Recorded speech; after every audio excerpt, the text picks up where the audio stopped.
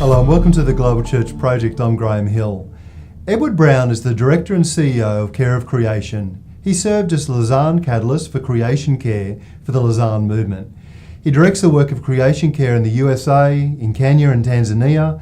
As Creation Care Catalyst, he oversees the development of a global creation care network under the Lausanne Movement in partnership with the World Evangelical Alliance. His current project is the Lausanne Creation Care and Gospel Global Campaign, a 5-year effort to jumpstart creation care movements around the world. Ed has been involved in creation care for almost 20 years. You're the Executive Director of Care of Creation. Can you tell us something about the vision and mission of that organisation? Sure. Care of Creation, we founded it in 2005, partly because we had a project going in Kenya where my colleague Craig Sorley was trying to do something he called environmental missions. In fact, he may be one of the first people to actually coin that term, being like medical missions, but you take out medical, you put in environmental, trying to share the love of Jesus by healing people's land as opposed to healing their bodies, that sort of thing. So Craig couldn't find an organization in Kenya that understood what he wanted to do. So his church back home said, well, maybe you need to start a new organization. I came along, the project seemed interesting. After trying hard to do something else, we ended up founding Care of Creation in 2005 with the mission statement to mobilize the church to care for God's creation. Or sometimes we say to mobilize the church to respond to the environmental crisis. Depends on the context, but the idea there is mobilizing the church and creation care, or dealing with what's happening with the environment. What sort of activities is creation care involved in, including its main and its special projects? Well, that mission statement, mobilizing the church, turns out to be quite flexible. In Kenya, what it means is teaching people how to farm better, helping people to understand the devastating consequences of deforestation, teaching pastors how to preach about creation care and environment and so on. In the US or in Western countries, it's more people's lifestyle, what they drive, their energy consumption, and helping them to be aware of the consequences of their lifestyle in other countries through climate change and that sort of thing. So we do a lot of different things, but they all revolve around that central concept of mobilizing the church. So in Kenya, it's as I've just said. In the rest of the world, we find ourselves in partnership with Arusha International and the Lausanne Creation Care Network and the World Evangelical Alliance in seeking to mobilize the entire global church through a global campaign for creation care and the gospel that we're very excited about. Can you tell us about the global campaign? Sure, that grew out of Cape Town in 2010. The Cape Town commitment has some very strong creation care language, including the phrase, creation care is a gospel issue under the lordship of Christ, something that is fairly revolutionary for a lot of people. The Lausanne leadership asked me in 2012 to convene a global consultation on creation care and the gospel, which we did in Jamaica. And out of that consultation, 50 people from around the world, came a document we call the Jamaica Call to Action, and a commitment from a number of people who were at Jamaica that this was a message that the global church needed to hear.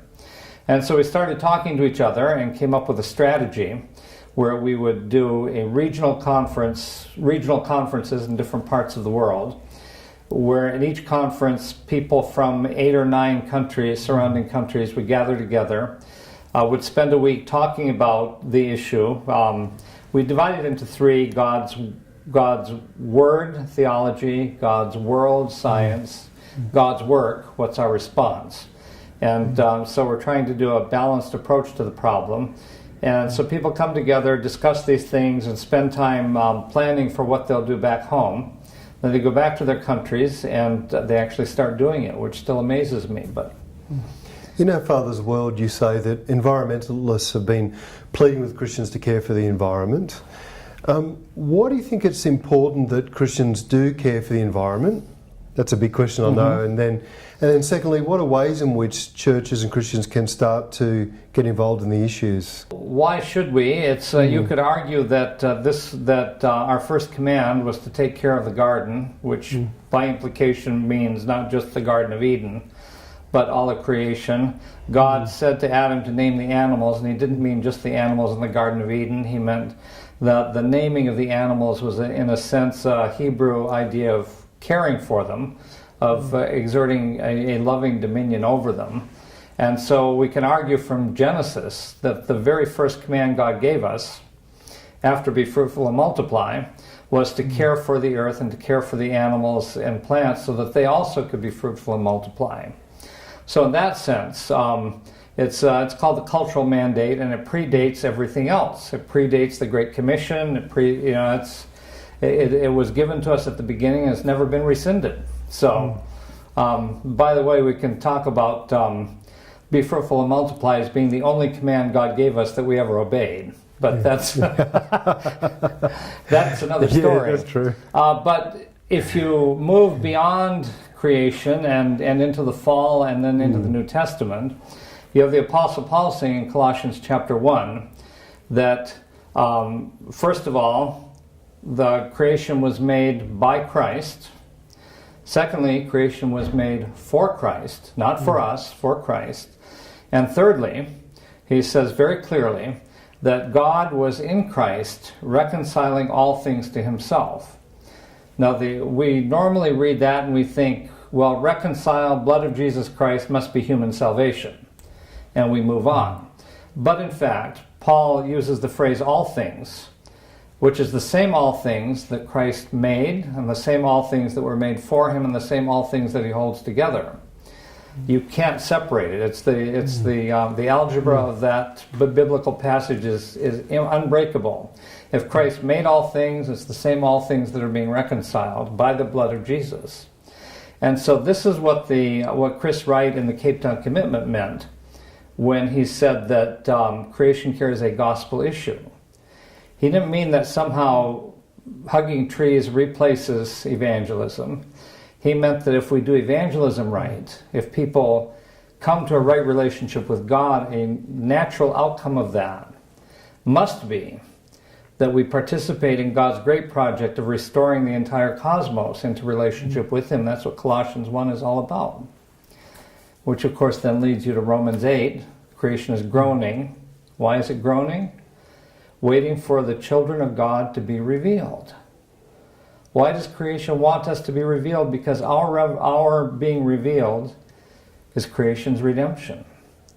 Creation is being squashed by our sin and can be released from that only when we have our sin forgiven by Jesus and then live accordingly. That's the heart of the creation care message. And what are ways in which churches and Christians can start getting mobilized or involved in the issues? Okay, I often will apply this kind of lesson, and I think I usually have 3 points because I'm trained as a preacher, so sorry about that. But and 6-point conclusion. Yeah. Not for me. We need, first of all, to change how we think, and that means for any old person, it would mean just changing our attitude toward the environment. For a Christian, I think it partly means changing how we see the gospel as not being purely human-centric anymore. That the gospel actually, yes, it applies to us, but in that Colossians 1 passage, it clearly, and Romans 8, clearly applies to non-human creation as well. So we need to change how we think. We go outdoors and we see the birds and the trees and the flowers and so on. We can argue that God is speaking to us through that. That's part of the change. And since I came out of more or less standard frontline ministry, working in churches, international students, that sort of thing, and I can tell you that my own attitude toward creation, when I walk out my front door, is vastly different than it used to be. The birds singing, and now it says something to me. And I think this is where we need to start, is by having that change of mindset, and that really is on the preachers and the Sunday school teachers and the seminaries, to start realizing that we need this fully dimensioned perspective on the gospel. Secondly, we need to change how we live, because there's no question that a great deal of what is damaging God's creation is caused by millions of lives led thoughtlessly. We're just not thinking. And there are so many of us now that the smallest things that we do without thinking, like driving that extra 10 miles or using all that extra energy or whatever, we are damaging God's creation by how we live. We need to stop and figure out how to do it. So that's very important, can't be left out. But that's not going to solve the problem by itself. And so the third point is we need to change how we work. And I'll use this kind of analogy. I could take my energy consumption in my house down to zero, okay? Or as close to zero as I could with LED lights and never using the heat or the aircon and that sort of thing.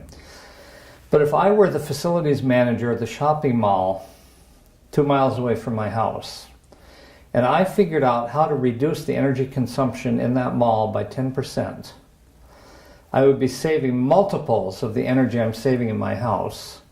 I'd be increasing the profit margin for my boss, and I'd probably be giving myself a raise. So my concern is that not only do we need the mindset and the personal lifestyle, but everyone, no matter what their job is, has some measure of influence within that job to affect how much that company, that organization, that store, or whatever, affects God's creation. And God gave us brains to use. We can figure out how to do it. In When Heaven and Nature Sing, you talk about the fact that our problem really isn't necessarily polluted rivers or damaged ecosystems as much as it's a rebellion against God. It's ways in which we are rebelling against His original plan for us and for creation. Yeah. Why do you think it is that we resist? Maybe we resist that idea, or we resist the idea that we are called to stewardship of creation? I think it probably because it hits close to home.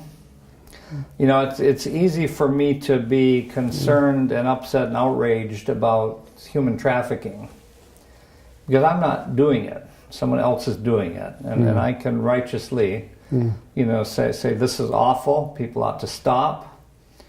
But when it turns out that the damage being caused to animals or to other human beings is because of the way I live, that hits a little bit close to home. It hits our pride. It hits our comfort level. It's, I'm subject to this myself. Do I walk to the store?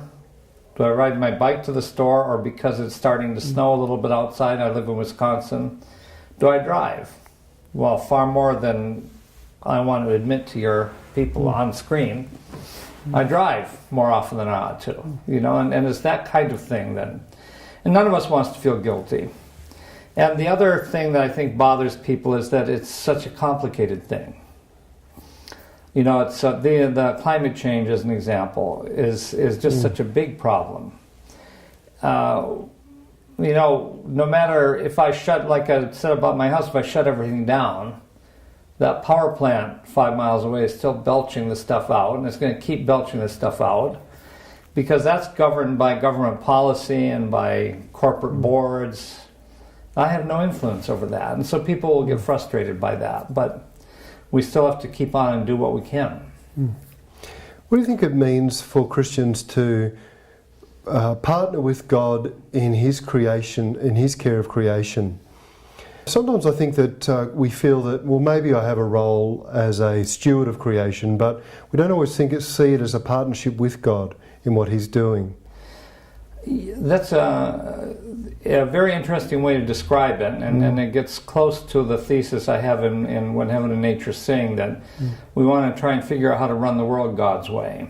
We have a program in Africa called Farming God's Way, and the idea there is to try and identify principles in nature or in the biology of the farm how God created the farm that will help us to manage it better and end up getting more food out of it while the soil is healthier and so on. So reflecting God's goals for the earth. Yeah. And so that's part of it in that book, is to reflect God's goal, to try and identify what God's goals would be.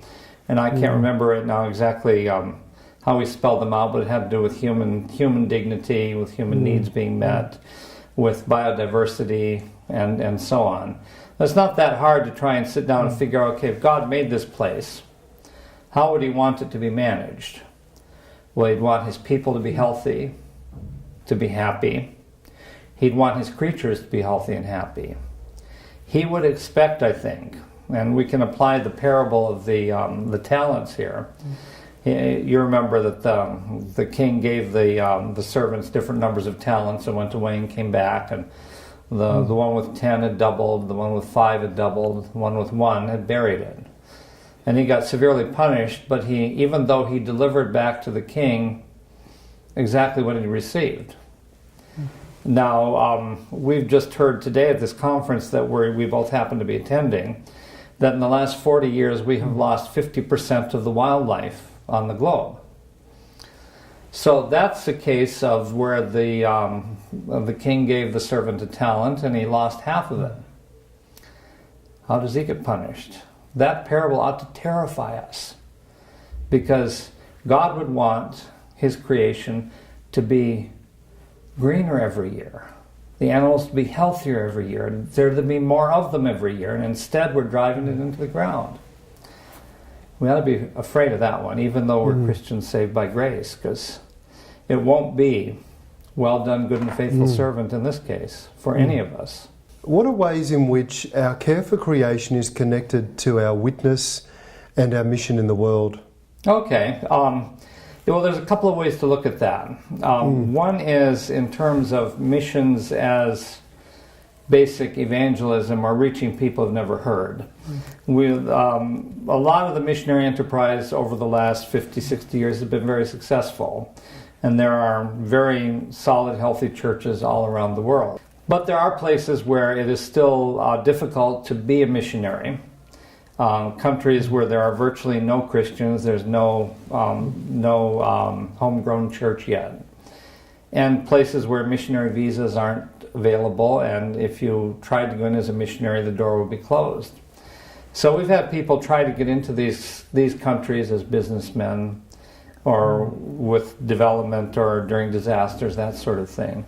And what we're thinking is most of these countries also have serious environmental issues. Why not go in with an environmental project? We'd have to be careful that it's not a fake environmental project. We'd have to go in with the real experts who knew what they're doing and prepared to stick with the communities for the long term in order to fix whatever problems have been identified and so on. But we think that's a great way to share the love of Jesus by helping people to heal their land. Of course, this could also be done, and probably needs to be done with Christian communities as well. That would be more of a discipleship kind of thing, and that's kind of what our people are involved in Kenya, with this Farming God's Way program and other things. Is to, well, here's an example. We do training of farmers. And Craig Sorley will often start off his training by asking the farmers to do a hierarchy on the board of all the members of their society, and where, like a ladder, where they put them in. They'll put the Lord God Almighty on top. This is Kenyan language, okay? Then the president, and then the members of parliament, and then maybe doctors and lawyers and business people, and down to shopkeepers. And at the very, very bottom, they'll put the farmer, which they are. The only thing lower than the farmer in their minds will be the idlers, or the good-for-nothings, people who don't do anything. So they go through 2 or 3 days of training, and they teach God's the first farmer. So farming is honorable work. God planted a garden, you're planting a farm. And they go through, you don't own your farm, God owns your farm. It's God's field, and different biblical principles like this. At the end of the time, they go back to the ladder, and they say, okay, now how are you going to look at this thing? And they'll put the farmer right at the top. And we've had actually personal testimonies from one lady who said, before this training, I used to hate to go out in the field. I just hated my life. But she said, now I go out and I feel like I'm doing God's work and He's right there with me. And I've talked to some non-Christian development people about this kind of a change of mindset, and they agree that that's absolutely critical, to get people to think better about themselves.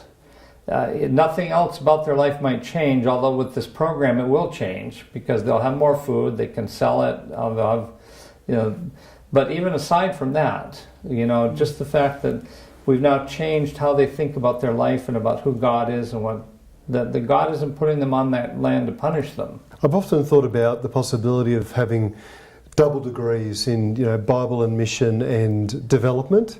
But actually, while you're talking, I thought maybe there's a scope for double degrees where students are doing Bible and mission, and in partnership with the university doing environmental sciences. I don't know if you're familiar with the big Urbana conference that InterVarsity puts on every 3 years in St. Louis.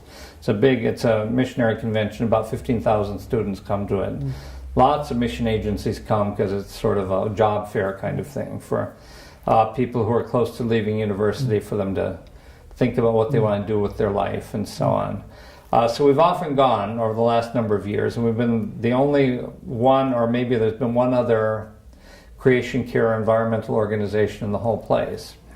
And we get mobbed by students who are environmental majors, environmental studies or environmental science, who say, I believe God's calling me to missions, but I can't see wasting all my training. Isn't there any way that as an environmental scientist I can be used for the kingdom? Are you saying to me that many of the agencies don't actually see or don't offer places in this field? They haven't. They're starting to. Over the last 4 or 5 years, we're seeing a big change in the sense that I know of maybe 3 mainline evangelical mission organizations that actually have appointed staff to look at creation care issues. And one of them is actively using this as a recruitment tool. To talk to kids and say, yes, we can use you. It's been slow coming, but they are waking up. So in some ways now the mission organizations are maybe a step or a step and a half ahead of their constituency churches back home, which is a mismatch that we got to work on. Yeah, it's interesting. I mean, I've got teenagers, and my 16-year-old is very passionate about justice issues and about the environment, and she walks around the house all the time, turning all the PowerPoints off, and always. But it strikes me that this younger generation is growing up with a sense of real concern for the environment and wanting to work out, well, what does this mean not only for my personal practices but for my future? Oh yeah, I've told kids that by the time they're halfway through their career, far younger than I am now, the world is going to be a vastly different place. And we can see it starting, with the refugee crisis in the Middle East and this kind of thing, all of which has some environmental roots to it. What role do you see Micah playing in the mission of God? Micah's big thing is an integral mission. And I think, which means basically bringing together the traditional verbal evangelism and the long-standing care for the poor and care for the needy and so on into one package, integrated. It's not two things. We don't have to fight over it. We need to bring them together. And we fully support that. I fully support that. What I need Micah to understand, and I think what we're starting to see at this conference, is that we need to see creation care as a foundation under all of that work. Here's an analogy we've used sometimes. Took a whiteboard and wrote down all the different things that a church is or might be involved in, or Christians might be. Evangelism, worship, youth, unwed mothers, the poor, prisoners, all of this. And of course, preaching the word right at the top. So you step back then and say, okay, where does creation care fit in that? Now, I used to be a pastor, and I know how busy pastors are. And if I come to the pastor and say, here's one more program that you've got to do. He'll say, okay, what am I going to leave out? Okay? So back to the whiteboard. Where does Creation Care fit in? Creation Care is the board on which all those other things are written. Because we lose God's creation, ministry grinds to a halt. That's just, we forget in our sophisticated society, protected by walls and roofs and glass windows and air conditioning and heating and so on, that it all rests on a fairly fragile biological foundation. One philosopher in the ancient days, I have no idea who it was, said the entire human enterprise rests on two things: 6 inches of topsoil and the fact that it rains. We lose the soil, we lose the rain. Doesn't matter how fancy our universities are. Doesn't matter how wonderful our worship sanctuaries are. In fact, play a thought experiment sometime. Got a big conference of 500 or 5,000 people who are talking about evangelizing the world. Turn off the plumbing. See how long that conference lasts.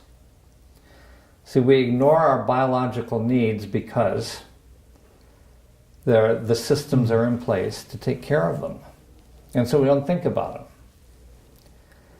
But what's happening outside is the systems are falling apart.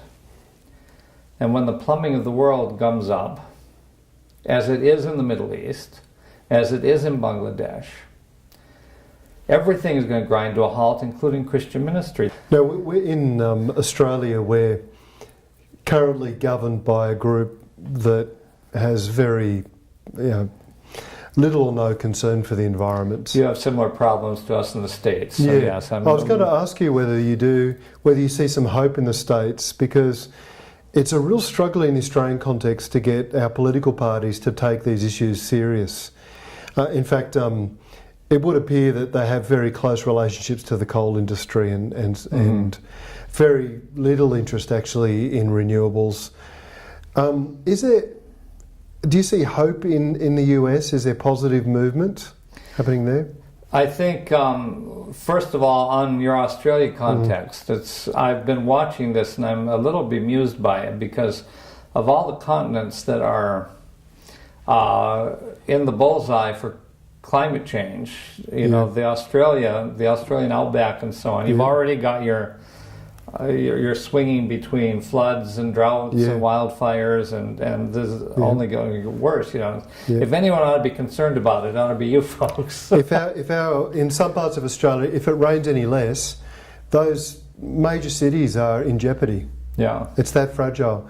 I often think that we're so exposed in Australia, but on the other hand, we have so many natural resources, like for instance solar. And just completely unutilised, or wind power on a continent like ours. So on the one hand, we're so vulnerable. Yeah. On the other hand, we have all this potential that we're not actually tapping into. I think the problems are similar in the U.S. and in Australia, in that our politics are somewhat tied up in being beholden to industry and this sort of thing. The polls would suggest in the U.S. that the U.S. population generally has moved to a greater understanding and acceptance of climate change, and yes, we need to do something. There's still a fairly significant minority that hasn't moved. Well, there's new coal regulations that are going to force them to close down a number of very old power plants that should have been closed years ago anyway. Once they're closed, no matter what happens in Washington, they're not going to reopen, because those things are dinosaurs anyway. And in fact, the entire fossil fuel industry is on its knees. If you look at stocks of any oil company and so on, and that's partly because we have a huge glut of oil. There's been overproduction, but there's also falling demand all over the world because people are moving into renewables. And every hybrid car you see out there is not burning the gas, and so the people aren't buying the gas, and so they said the Stone Age didn't end because we ran out of stones. And there's no reason for us to run out of oil before we end the oil age. Ed Brown, thank you for joining us. Well, thank you. It's been a pleasure. The Global Church Project is located at www.theglobalchurchproject.com. On our website you'll find a wide range of interviews and resources for colleges, universities and churches. I look forward to your company next time. From me, goodbye.